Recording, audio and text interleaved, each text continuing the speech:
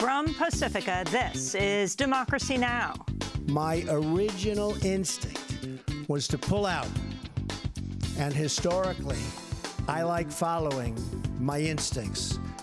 But all my life, I've heard that decisions are much different when you sit behind the desk in the Oval Office. In other words, when you're President of the United States. President Trump vows to escalate the war in Afghanistan, which is already the longest war in U.S. history. We'll get response. Then to Bannon the Barbarian. That's how Steve Bannon describes himself. The first is kind of national security and sovereignty, and that's your intelligence, the Defense Department, Homeland Security. The second line of work is what I refer to as economic nationalism. The third, broadly, line of work is what is deconstruction of the administrative state. Steve Bannon may have been ousted from the White House, but he has not left quietly. We'll speak with Robert Kuttner of the American Prospect.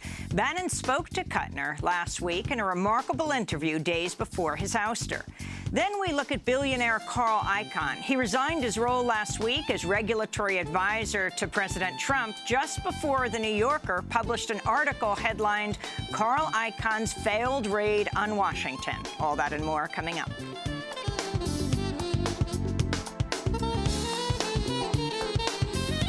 Welcome to Democracy Now!, democracynow.org, The War and Peace Report. I'm Amy Goodman. President Trump's announced plans to escalate the U.S. war in Afghanistan, already the longest war in U.S. history.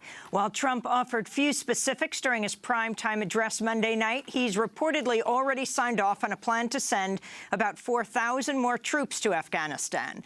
The U.S. is already intensifying its air war there. During the month of June, the U.S. carried out 389 airstrikes in Afghanistan, the highest monthly total in 5 years. Trump's speech follows an intense debate within the White House. Trump's top generals had been pressing Trump to deploy thousands more U.S. troops, while former White House chief strategist Steve Bannon and other members of the administration have been pushing to privatize the U.S. war and send in thousands of military contractors. We'll have more on Trump's announcement and the U.S. war in Afghanistan later in headlines.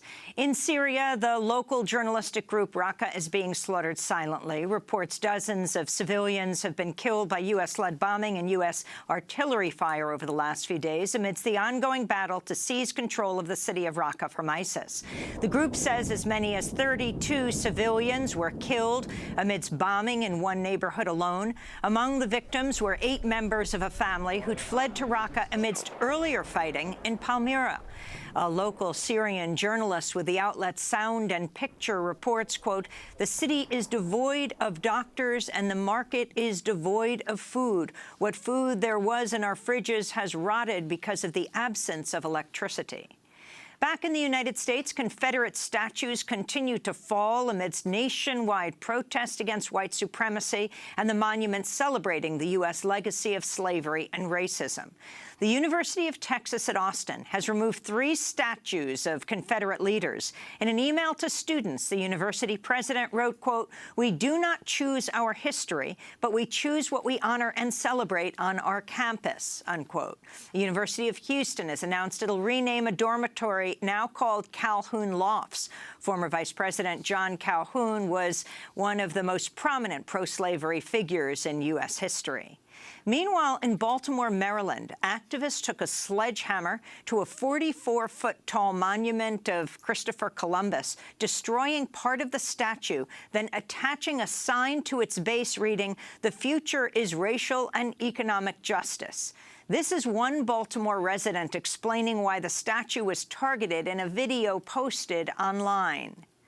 We're walking to the oldest monument to Christopher Columbus in North America. Christopher Columbus symbolizes the initial invasion of European capitalism into the Western Hemisphere. Columbus initiated a centuries-old wave of terrorism, murder, genocide, rape, slavery, ecological degradation, and capitalist exploitation of labor in the Americas. That Columbian wave of destruction continues on the backs of indigenous, African American, and brown people. Racist monuments to slave owners and murderers have always bothered me. As many as 50 graduates of Liberty University in Lynchburg, Virginia, are planning to return their diplomas in protest after the university's president defended President Trump's refusal to quickly condemn the deadly white supremacist and neo-Nazi rally in Charlottesville, Virginia, which left one anti-racist activist dead and dozens wounded. In response to Trump's comments that there was violence on both sides, University President Jerry Falwell Jr. tweeted, quote, "Finally a leader in White House, jobs returning, North Korea backing down, bold, truthful statement about Charlottesville tragedy, so proud of real Donald Trump," unquote. The Secret Service says it's run out of money to protect President Trump and his extended family as the agency has been stretched thin by Trump's large family, their multiple homes up and down the East Coast, and Trump's frequent trips to his private golf resorts. The Secret Service currently has 1,000 agents protecting Trump and 41 of his family members. Trump's trips to his private golf courses are particularly expensive, with the Secret Service already spending $60,000 in taxpayer money on golf cart rentals this year alone. The commander of the U.S. Pacific Fleet says remains have been found of some of the U.S. sailors who went missing after the USS John S. McCain collided with an oil tanker in the waters off Singapore.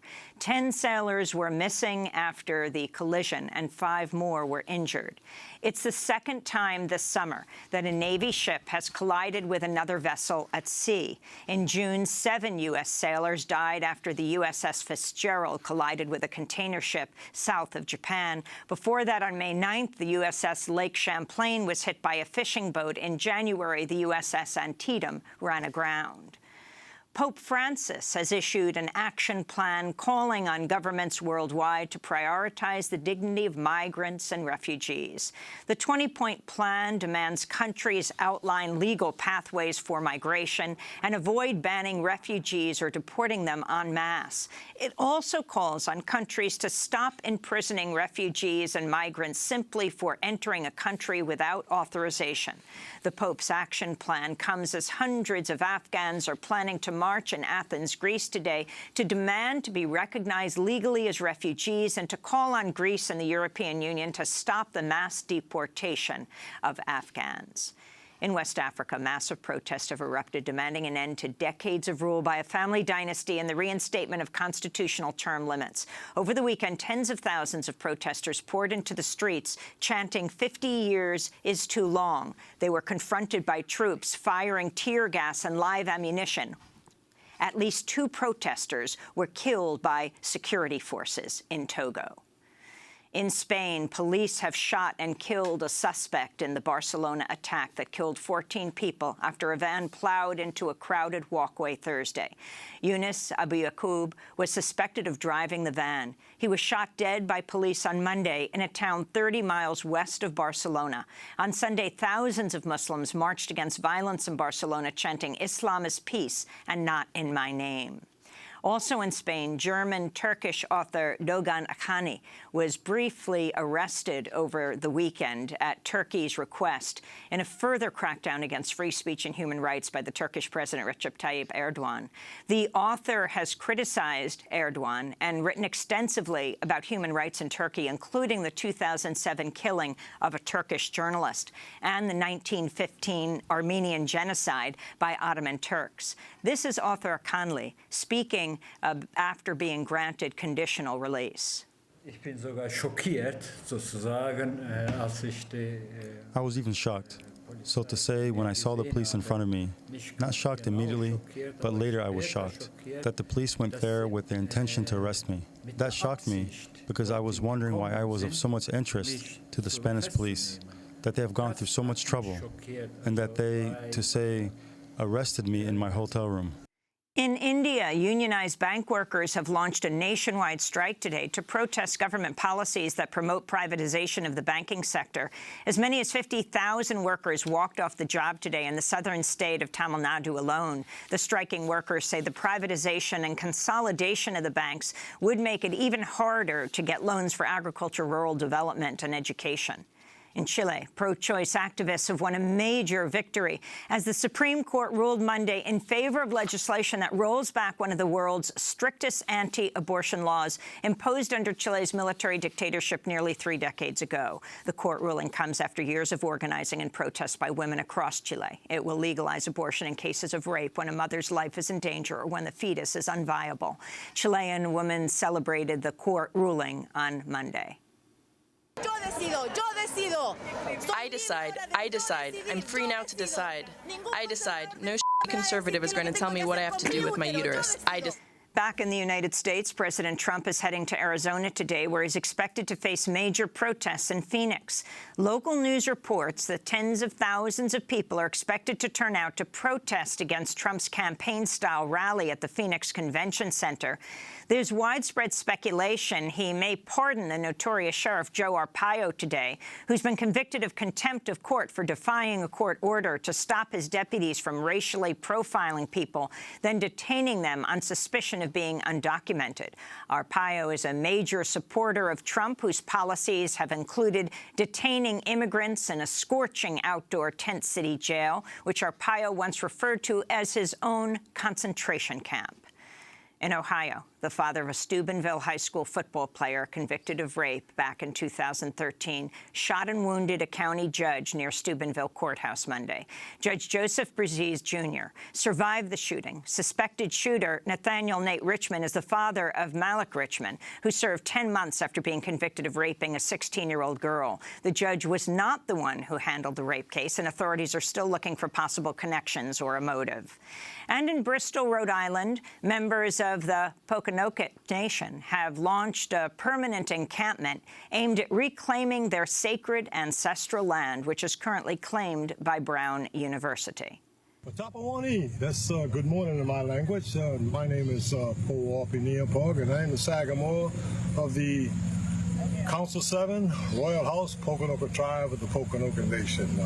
We are here today at Camp Po Metacom to repatriate the land of Principal Village of my people back to our nation. And those are some of the headlines. This is Democracy Now!, democracynow.org, The War and Peace Report. I'm Amy Goodman. And I'm Juan Gonzalez. Welcome to all of our listeners and viewers around the country and around the world. There is no end in sight to the longest war in U.S. history. In a primetime address Monday, President Trump vowed to step up the U.S. military campaign in Afghanistan, which began nearly 16 years ago.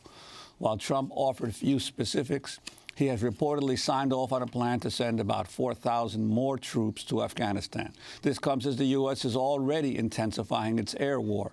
During the month of June, the United States carried out 389 airstrikes in Afghanistan, the highest monthly total in 5 years. Trump warned against what he called a hasty withdrawal. Consequences of a rapid exit are both predictable and unacceptable. 9/11, the worst terrorist attack in our history, was planned and directed from Afghanistan because that country was ruled by a government that gave comfort and shelter to terrorists. A hasty withdrawal would create a vacuum that terrorists, including ISIS and al-Qaeda, would instantly fill, just as happened before September 11th. And as we know, in 2011, America hastily and mistakenly withdrew from Iraq. President Trump also acknowledged his decision to expand the war went against his own instincts. My original instinct was to pull out, and historically, I like following my instincts. But all my life, I've heard that decisions are much different when you sit behind the desk in the Oval Office. In other words, when you're President of the United States. Trump's speech at Fort Myer, Virginia, follows an intense debate within the White House. Trump's top generals had been pressing Trump to deploy thousands more U.S. troops, while former White House chief strategist Steve Bannon and other members of the administration have been pushing to privatize the U.S. war and send in thousands of military contractors. We're joined now by two guests. Here in New York, Azmat Khan is with us, award-winning investigative journalist who's reported extensively from Afghanistan. She is a Future of War Fellow at New America. And joining us from Washington, D.C. is Matthew Hoh, former State Department official who resigned his post in Afghanistan in 2009 in protest against the Obama administration's escalation of the war in Afghanistan. He's now a fellow with the Center for International Policy. Matthew Hoh, let's begin with you. Your response to President Trump's address. Hi, good morning, Amy, and thank you for having me on. Well, it was, vile and disgusting fear-based demagoguery. I am pleased that he did reference Charlottesville, not for what I believe was his intention, which I think was everybody should get in line and obey and realize the good things we have in this country, and so be unified, but rather because what happens in this country is inextricably linked to what we do overseas. That the wars we have overseas define the wars we have here at home, and that it is impossible for us to have peace here at home until we have peace abroad. There's no coincidence, right, that we're the largest arms exporter in the world, and we are also the nation that has 350 million guns. Right, that we have this, the most prisoners in the world, and we have killed over 1 million Iraqis since 2003. So I was glad he made that linkage, whether or not, even though that was not his intention by any means. However, I'm greatly saddened, of course, because there was nothing in that speech besides the prospect of more killing. And what I saw as this continual American evolution in its foreign policy, of its military policy, to one of just of evolving to punishment. Of we are no longer going to try and even attempt to have political control. We are going to go to a policy like we're seeing in Yemen. I think, and I'm sure Azmat, and I know Azmat could speak much better than I can to this. To what we saw, though, in terms of what happened in Fallujah and Tikrit and Mosul, to just simple punishment, sheer destruction, to deal with the forces to deal with the areas outside of our empire. And I think that's what we'll see in Afghanistan, because whatever troops we send to Afghanistan will be meant to increase the Afghans' ability to do commando raids, so to send more troops into people's homes in the middle of the night, to punish them, to kill and capture people in the middle of the night, as well as to launch artillery strikes or airstrikes. And Matthew, I think this is definitely part of Jim Mattis's and John Kelly's influence on President Trump. Matthew, I wanted to ask you, President Trump tried to make clear that he inherited a mess from his predecessors, but at the same time, he really did not enunciate any kind of a new change in American policy. No emphasis on the political negotiation that will be necessary to end the war in Afghanistan. Your sense of what kind of a departure the Trump administration represents now from President Obama, or does it really not matter in terms of presidents, the same effort of the United States to dominate other countries and to impose its military will seems to be maintained no matter who's in the White House? You know what? I was thinking about this last night, and there is this book that all Marine Corps officers, and I was an officer in the Marines, was required to read. And I think the influence of Mattis and Kelly can't be underestimated here. And there is a book that would have influenced them by T.R. Fehrenbach called This Kind of War, about the Korean War and about how the United States was not prepared for Korea, and how basically summarizes how there are tigers in this world and how we almost lost Korea because we underestimated the tigers in this world. But Fehrenbach connects the Marine Corps and its legacy to the legionnaires of the Roman Empire. And if you look at how Kelly and Mattis describe themselves and carry themselves, they see themselves as modern-day legionnaires. And it's particularly Kelly, if you see how he talks, you can see Kelly's description of this war as a war for our way of life and how we must do anything. And also to Kelly's speeches when he was in charge of Southern Command about how we don't need to understand the enemy, we only need to kill him. And this goes very much in line with President Trump's rhetoric, how we don't need to understand the enemy, we only need to kill them. So, of course, there'll be no diplomacy. And then, of course, General Mattis, who is first to praise himself, always speaking about his 8,000-book library, how he is the preeminent warrior scholar of his time.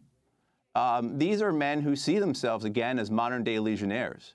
And so I think there is no reason for anyone else to have any influence in these matters besides the two of them, except for maybe H.R. McMaster, who is the National Security Advisor, who 20 years ago wrote a book called Dereliction of Duty, how the generals in the Vietnam War failed their soldiers and the American public by betraying their principles and not acknowledging that the Vietnam War was unwinnable and immoral, that it was built on lies, just as the Afghan War is unwinnable, immoral, and built on lies. And so General McMaster is also this Greek tragedy of a persona, because 20 years after he publishes this book, he finds he himself is this character.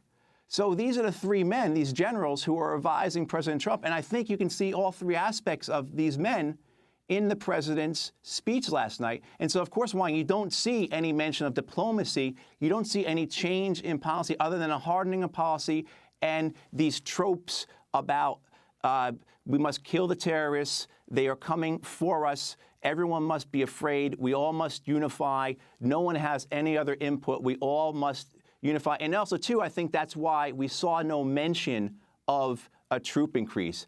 Over the past 6 months, we have seen the Department of Defense change its policy. We have seen the Department of Defense put troops into Kuwait and say, we're just going to put troops into Iraq basically whenever we want. They have said we are not going to say how many troops we're putting into Iraq. We're only going to give you unit names and rough numbers or estimates of numbers. Basically, I think General Kelly and General Mattis view anything such as the media asking for troop numbers as an annoyance, as something that they don't have to respect, or that's something that isn't deserved to be recognized, because they are in the process of defending the empire. Again, they are modern-day legionnaires. Matthew, so this diplomacy is not anything they need. You're raising a critical point about who is the closest inner circle to Trump right now outside of his family. Now it is down to, you have General Mattis, who is the Secretary of Defense, and folks may remember he had to get a waiver because he is not a civilian, the traditional Secretary of Defense. He is a general. So you have General Mattis. Then you have the National Security Advisor, usually civilian, but he is General McMaster. And then you have the Chief of Staff, usually a civilian, but he is also a general, General Kelly. The significance of these three men, and you quit Afghanistan, you quit your position in the State Department under President Obama protesting the war. You also served in Iraq, and you were a Marine Corps company commander in Iraq. But your thoughts about this now military leadership of this country that surrounds President Trump? Well, I go to one of my favorite Eisenhower quotes, President Eisenhower quotes. And, in what I said earlier, Amy, both President Eisenhower and also President Kennedy recognized, as well as Dr. Martin Luther King, recognized this intersection that the wars abroad are intersected with the wars at home, that we can't have a peace at home while having war abroad. That as long as we have $700 billion defense budgets, we will never have universal health care. As long as both political parties vote for killing and war in prisons, we will never prioritize taking care of our own people. But what President Eisenhower said was, looking at the chair in his Oval Office, he said, "I pity this country if a man ever sits in this chair who has never served in the military." And what he meant by that was that not that the military gives you some level of expertise or some level of knowledge or some level of experience, but that a civilian would be run roughshod over, that he wouldn't be able to raise the BS flag, that he would not know that the generals are just going to lie to him over and over and over again. And because that is ultimately what war is, just one continual lie. And that's what we've seen in Afghanistan, that's what we've seen in Iraq, that's what we've seen in Vietnam, et cetera, et cetera. And I think that's what's happening here. And of course, President Trump is probably, may be our most malleable and easily influenced president of all time. Well, I'd like to bring Osman Khan into the conversation. You've done investigative pieces on the situation in Afghanistan.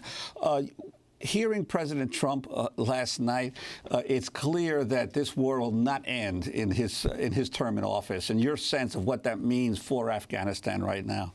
Well, he repeated a refrain we've heard time and again about both the wars in Iraq and in Afghanistan, and it was this idea that because the U.S. withdrew hastily, in his view, that the Taliban was able to gain power, that ISIS was able to gain power. Right now, the Taliban controls 40%. It either controls or retains significant influence in 40% of the country. But to attribute that to a hasty withdrawal is something that's been done in the past and hasn't actually added up. So if you think back to Obama's troop surge back in 2010, to Afghanistan specifically, what was often said was that putting troops in Iraq rather than Afghanistan was the reason why the Taliban was able to take power. So they committed more than 100,000 troops to the country. And you're essentially hearing the exact same argument you heard then. We need more troops. We can't withdraw too hastily. You're seeing the exact same arguments being made again. And so the question now is, what's different? What's different is this time there's no timetable for withdrawal, what President Trump justified as not wanting to broadcast what America's intentions are. There is also no delineation of the exact number of troops, at least not in his speech last night. The third difference is what seems to be a perceived shift in the approach towards Pakistan. And it's interesting here because we've been talking about how generals have really played a role in this policy, but there is a civilian component. There's certainly a National Security Council component that I see in the policy he articulated last night. And that's specifically his deputy assistant, the director for South and Central Asia at the National Security Council, Lisa Curtis, who has advocated continuously for a shift in the approach to Pakistan. And you saw some of that last night. Now, he didn't get specific, but if you go back through papers that Lisa Curtis has published, you'll see some of the options that are on the table and that seem to be articulated last night, if not specifically, but alluded to. And these include things such as airstrikes in Pakistan, expanding them, possibly even continuing airstrikes, for example, in other parts of Pakistan that have not traditionally been hit by airstrikes.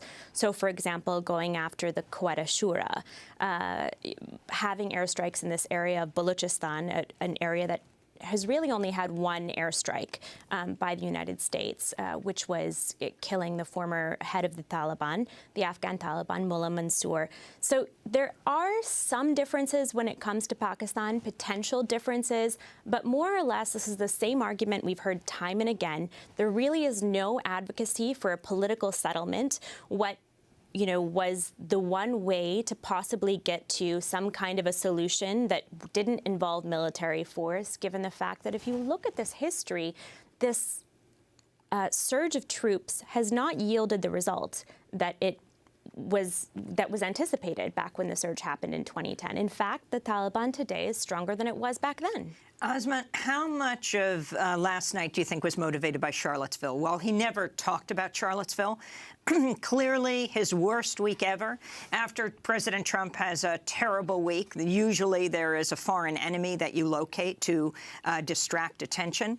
You know, this is the dead of August. It was the day of the eclipse as well. And it made me think back to George W. Bush.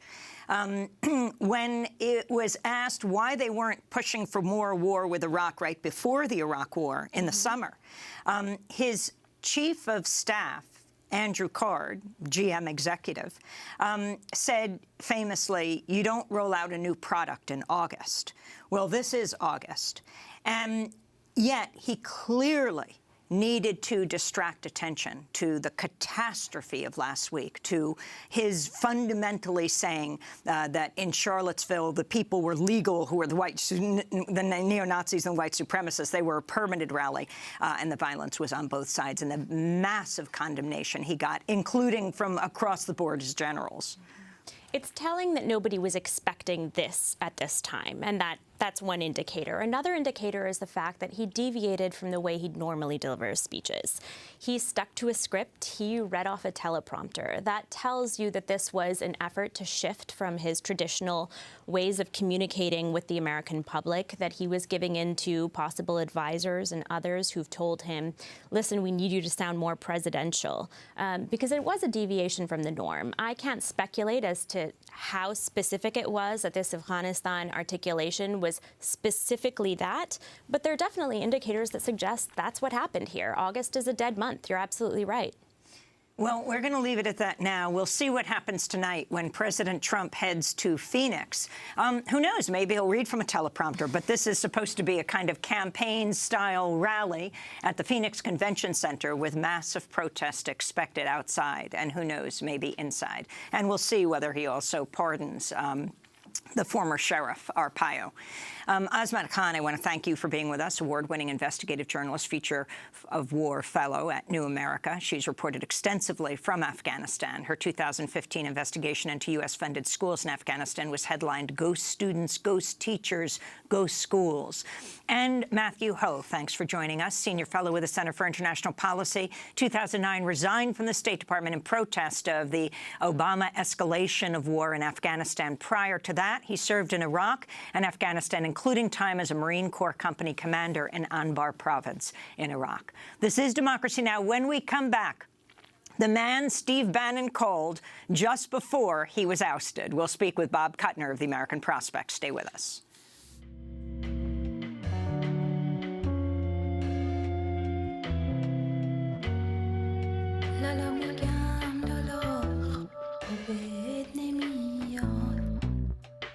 بزرگت میکنم یادت نمیاد لالا کن بوده خوشنگ پنبه که مادر رفته و اینجا چه سرده حالا من موندم و تو بیخونه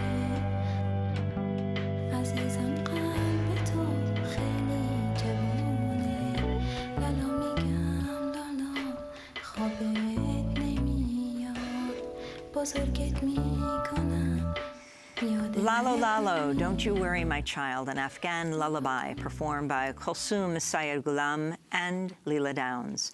This is Democracy Now!, democracynow.org, The War and Peace Report. I'm Amy Goodman with Juan Gonzalez. Well, President Trump's chief strategist, Steve Bannon, has left the White House and rejoined the far-right wing website Breitbart News as the executive chairman.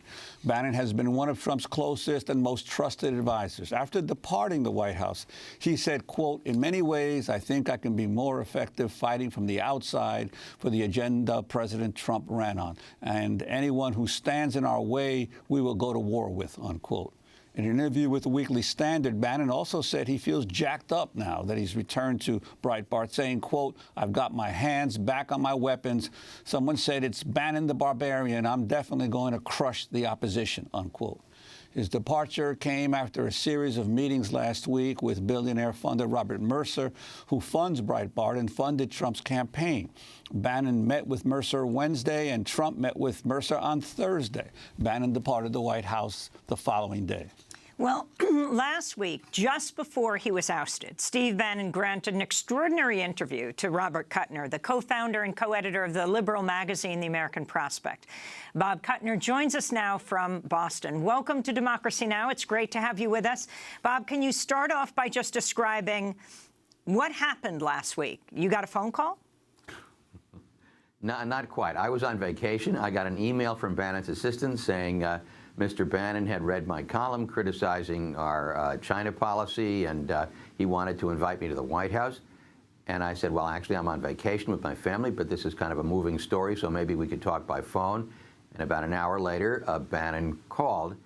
And, you know, every once in a while you get lucky as a journalist, and he never bothered to put the conversation on background or off the record. And as you know, in journalism, if a high public official, or if anybody calls you and says, I want to talk to you, and doesn't bother to say that it's off the record, that the default is that it's on the record.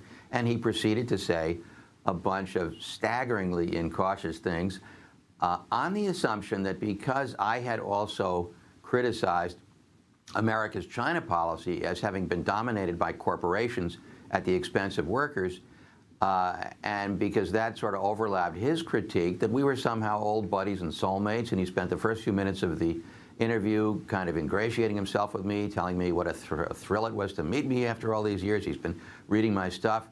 It was one part naivete, which is an odd word to use with Bannon. It was one part bravado. It was one part recklessness. And it was weird because if he knew he was on thin ice, what's he doing reaching out to me? And can you imagine Bannon trotting into a meeting of the National Security Council saying, hey, you'll never guess who agrees with my analysis, Bob Kuttner? I mean, that would just push him over the edge. And in fact, it kind of did.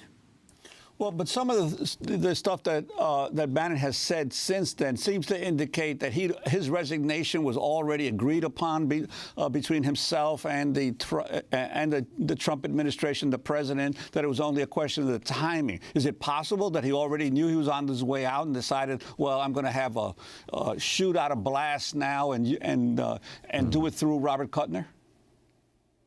I think there are two possibilities, and we may never know until the historians have at this.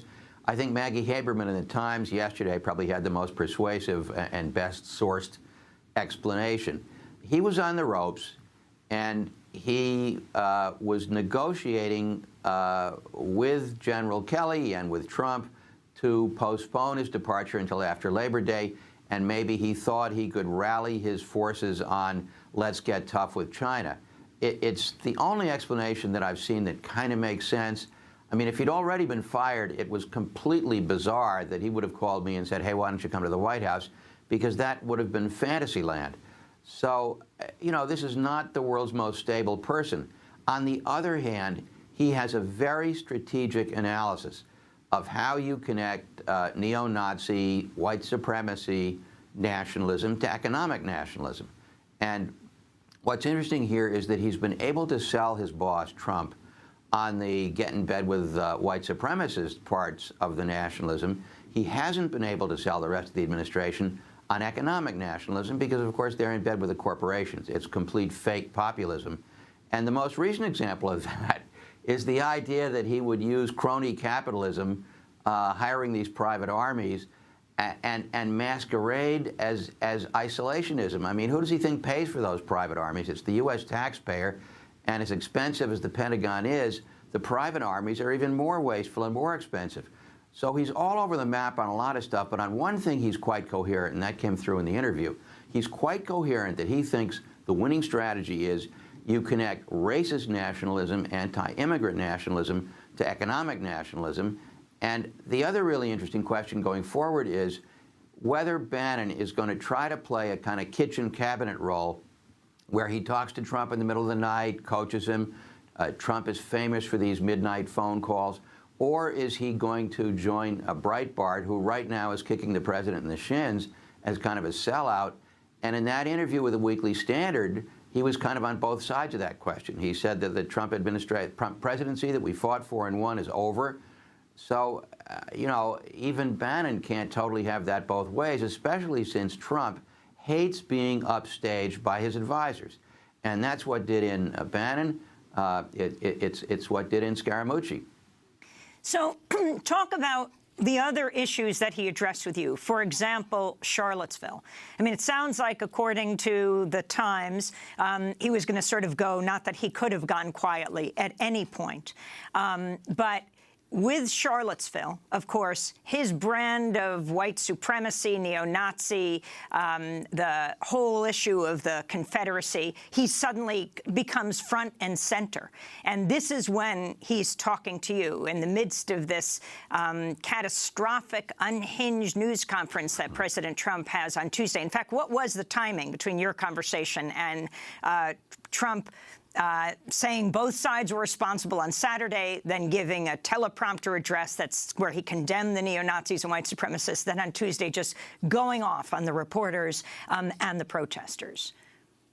He called me about 20 minutes before the press conference started, and it's pretty clear that his fingerprints were all over Trump's strategy of doubling down on the racism. There was a kind of a war between the people like Jared and Ivanka, who wanted him to back off, General Kelly, and Bannon, who wanted him to double down, which makes the timing of the phone call even weirder. He said to you, the Democrats, the longer they talk about identity politics, I got them. I want them to talk about racism every day. If the left is focused on race and identity and we go with economic nationalism, we can crush the Democrats. Bob Kuttner?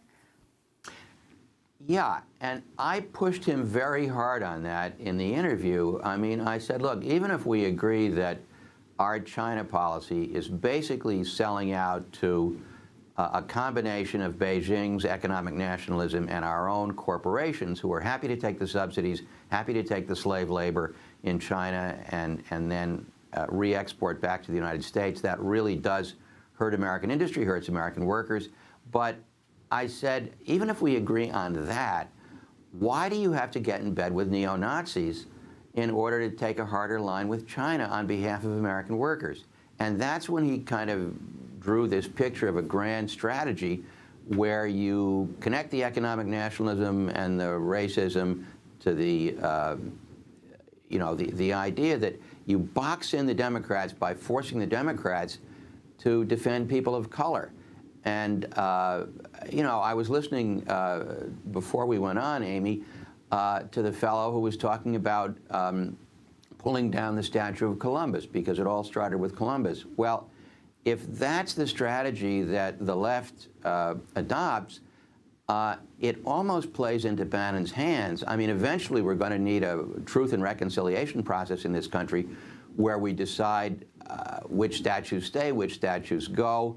But I think if you took a vote and asked people, do you agree that we ought to pull down the statue of Columbus because the racism and the anti-native peoples all started with Columbus? Even if it did, most people would side with Bannon. So he's very astutely playing off liberals and decent people against this idea that the white working class is beleaguered. He does this much more deftly than his boss does. And you get the feeling that Trump's default setting is now just pure racism and pure jingoism and nativism and even getting in bed with neo-Nazis, whereas Bannon at least has a grand theory about what he's doing. And I think there are two ways to look at what's going to happen going forward. Either with Bannon out, Trump becomes even more unhinged, left to his own devices, or he decides that now is the time to pull back and make more of an alliance with the mainstream far right, otherwise known as the Republican Party. So I think we'll get an indication of this in Phoenix.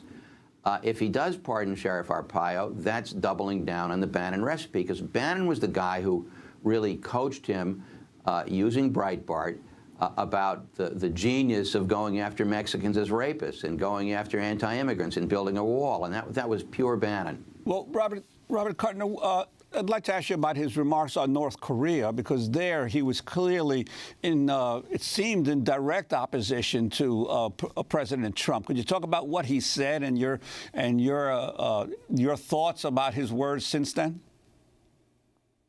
Well, he made it very clear that he completely disagreed with his boss, and on this point, Bannon was actually right. He said that if there was any kind of a war, unless, I mean, I can't remember quite the exact words, but almost, he said, unless someone can explain to me how 10 million South Koreans in Greater Seoul are not going to be killed by conventional weapons in the first 30 minutes, then this talk of war is not sensible. He was a lot stronger than that. And of course, that directly contradicted what his boss, the president, had said only days earlier. And Bannon's view was that because the Chinese are really not helping us out with the North Koreans, they just go through the motions of that. It's the logic of mutually assured destruction that prevents Kim from launching a nuclear attack on the United States. Even Kim is not that crazy. And because that's the reality, says Bannon, and I agree with him on this one point, we could be taking a much firmer line with China, but State Department, Defense Department, U.S. Trade Rep are all backing off on China out of the belief that China is somehow going to pull our chestnuts out of the fire with North Korea. And that's a shrewd analysis. This is not a stupid man. But it is 180 degrees opposite to what his boss says. And interestingly, both Trump and Kim have pulled back in the last few days, and that's also classic Trump. Oh, that was yesterday, never mind. In fact, after pulling back on North Korea, Trump said he was going to bomb Venezuela. Yeah, and what's really interesting about bombing Venezuela is he has given a free pass to dictators from the Philippines to Turkey to Hungary to Moscow, but somehow to he Saudi picks Arabia. To Saudi Arabia. We go on and on and on to Saudi Arabia, but somehow he picks Venezuela to go after. So if you have a left-wing regime violating human rights, you go after them. If you have right-wing dictatorships going after human rights, God bless them. So he talked about the white supremacists in Charlottesville as clowns. Can you talk about his evaluation of what took place there?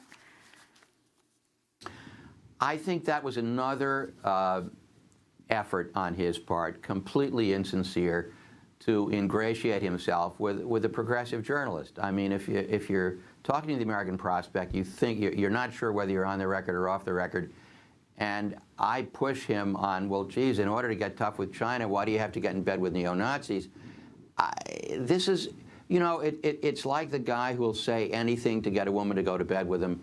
So he starts improvising. Oh, they're clowns. We don't take them seriously. We got to crack down on them. You don't think he believes that for 10 seconds. And his base knows that he doesn't believe that for 10 seconds. I wanted to go back to what you said about organizing and the monuments that are coming down all over. President Trump saying that people will take the beauty out of state parks and cities.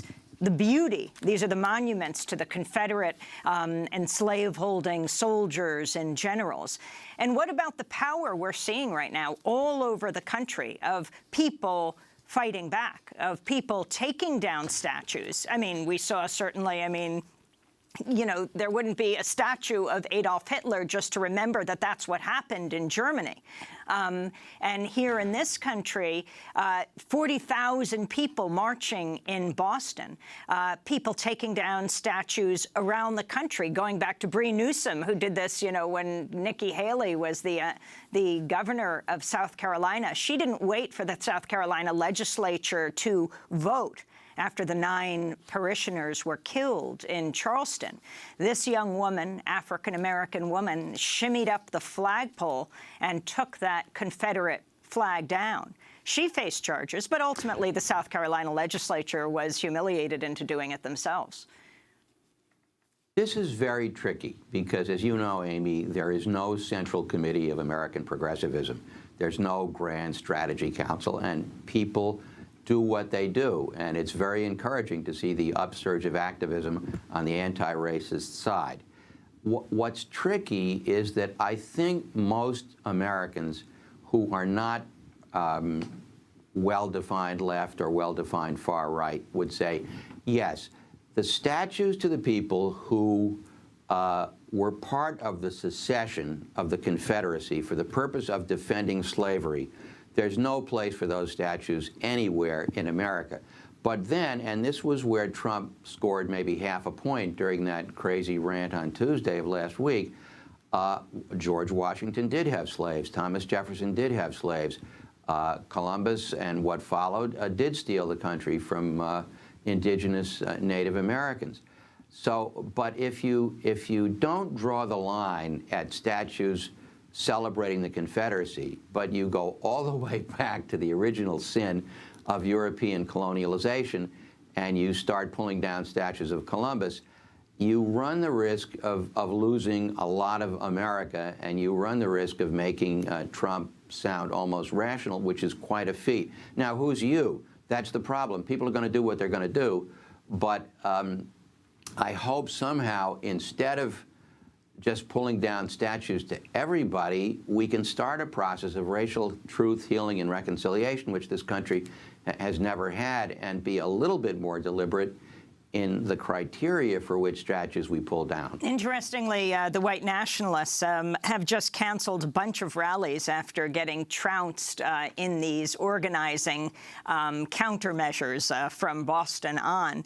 Gizmodo said pro-Trump rallies in 36 states canceled will be held as online demonstrations. And certainly the U.S. government knows about the power of pulling down statues. What happened after the fall of Baghdad in 2003? In April, it was the U.S. military that pulled down, ultimately, put a noose around the neck of and pulled down the statue of Saddam Hussein in Firdos Square, understanding the significance of that. Well, I was very proud of our town here in Boston. I mean, we had upwards of 40,000 demonstrators, and the far right people who called this rally were revealed to be the pitifully small group that they really are. And that's what we need to show them up for. I mean, at the end of the day, there aren't that many neo-Nazis. And part of the way this is playing out makes it look as if a lot of Americans sympathize with neo-Nazis. They don't. And they need to be contained. And the fact that decent Americans all over the spectrum are willing to come out, demonstrate, contain them, that's fantastic. Well, Robert Kuttner, we thank you so much for being with us, co-founder, co-editor of The American Prospect. His piece is headlined, Steve Bannon, Unrepentant. We will link to that. Robert Kuttner is also professor at Brandeis University's Heller School, and his most recent book, Debtor's Prison, The Politics of Austerity versus Possibility. This is Democracy Now! While Steve Bannon's ouster got enormous attention, someone left quietly. Why? We'll talk about the corporate raider, Carl Icahn. Stay with us. There are times we cannot see what's just ahead, but still we know we have a course that's clear, a path to follow, and we must go.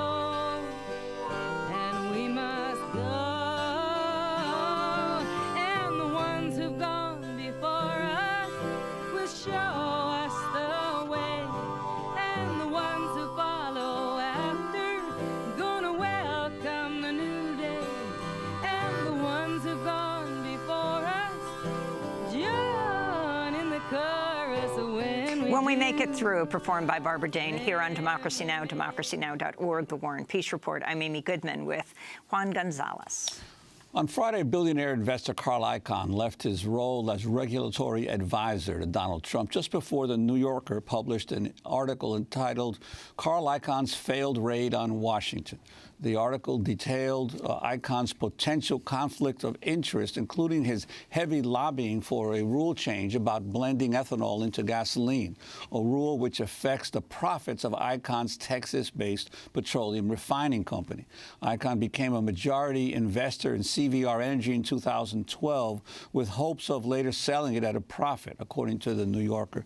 Icahn then railed against the obscure Environmental Protection Agency rule, which resulted in increased expenses and lower stock prices for CVR Energy.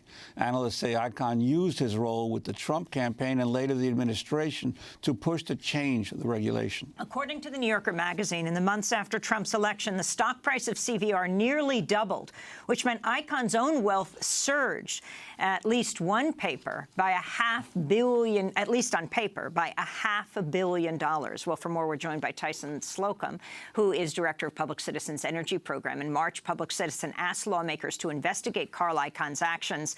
Tyson Slocum, welcome back to Democracy Now! Talk about the significance of who Carl Icahn is and what exactly he did during his reign as Trump's advisor on regulatory reform.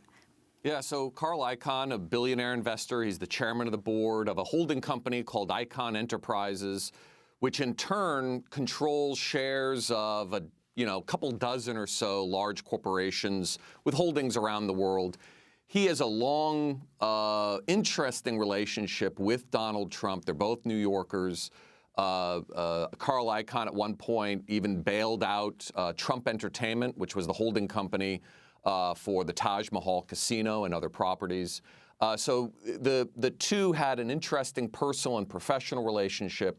And during the presidential campaign, Carl Icahn was an early public supporter of Donald Trump and actually had a title in the campaign as a formal advisor to the Trump campaign on a number of different regulatory and financial issues. At one point, Donald Trump even mentioned that he would consider Carl Icahn to be Treasury Secretary.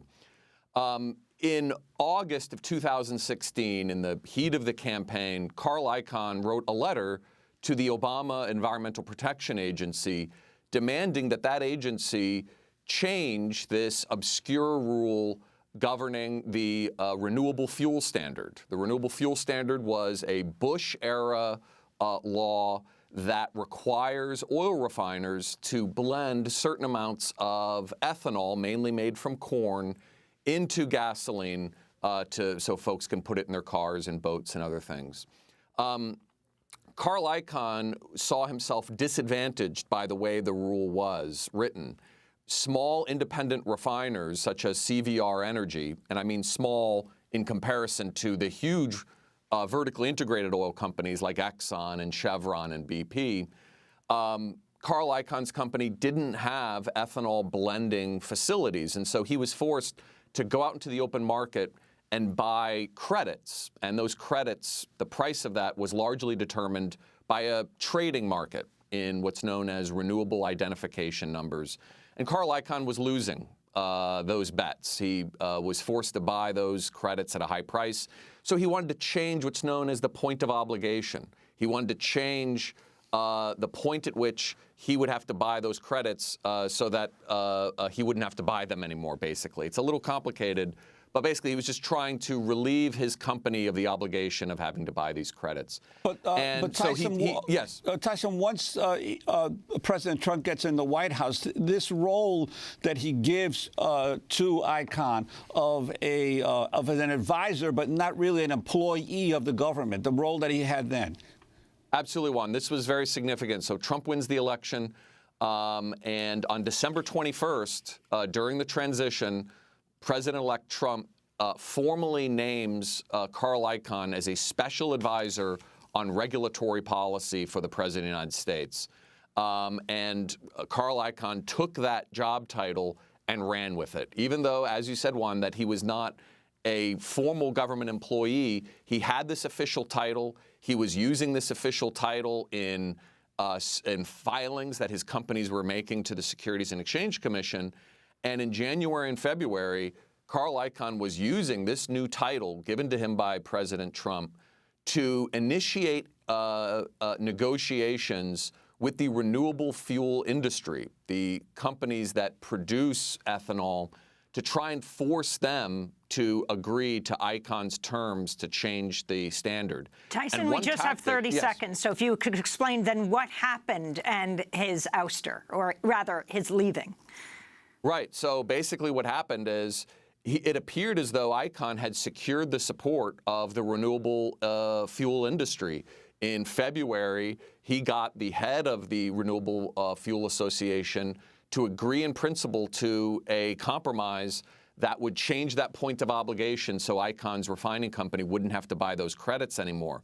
The problem is, and this wasn't really reported at length in the New Yorker article, is that big oil companies like BP and Exxon were against Icahn's change, and they started pushing back really hard. And so Icahn we have has to leave a lot, it there. Yes. But we're going to do part 2 of our discussion. Tyson Slocum of Public Citizen. I'm Amy Goodman with Juan Gonzalez.